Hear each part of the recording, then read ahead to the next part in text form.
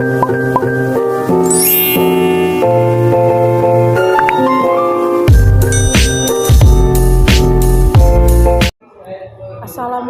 warahmatullahi wabarakatuh. Perkenalkan, nama saya Dila Wahyu Apriliana dari kelas 10 TKJ 1 asal sekolah SMKN 1 Lengkong. Di sini saya akan mempresentasikan tugas informatika yaitu alat ukur avometer.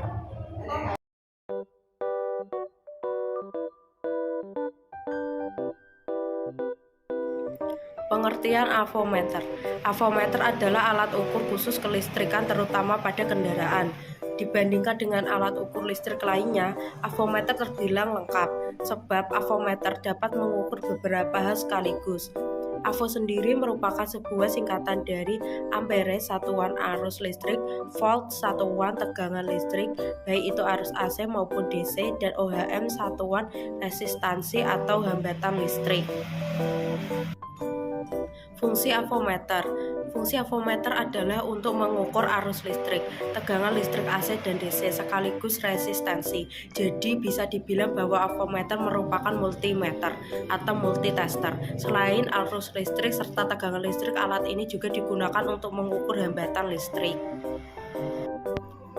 Jenis-jenis avometer. Avometer dikelompokkan menjadi dua jenis, yaitu analog manual dan digital otomatis. 1. Avometer analog. Avometer analog memiliki ciri khas tampilan display yang dilengkapi dengan jarum petunjuk hasil pengukuran.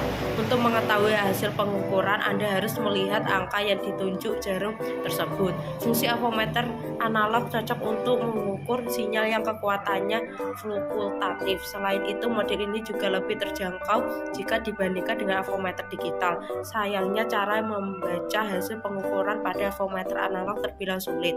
Anda harus teliti melihat jarum petunjuk hasil untuk mendapatkan hasil yang akurat.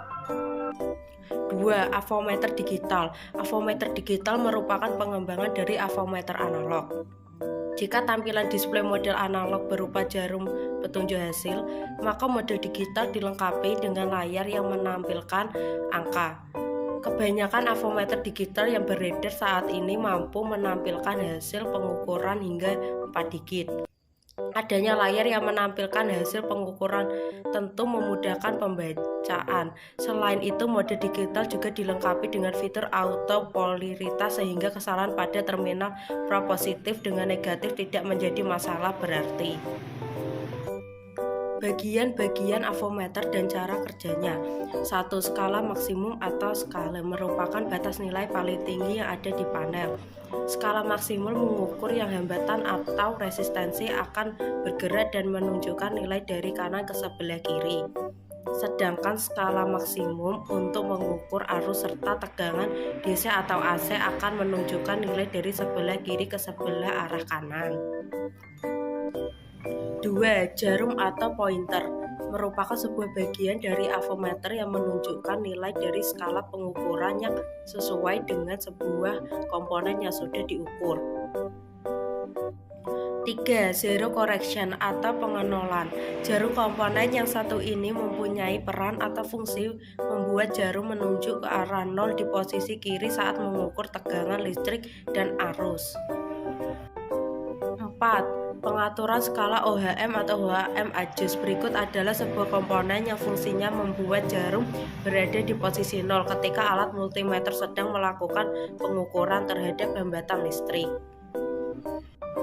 5. Range selektor adalah sebuah komponen dalam alat multimeter yang fungsinya adalah untuk memilih batasan arus atau range hambatan maupun tegangan dari suatu benda yang akan diukur.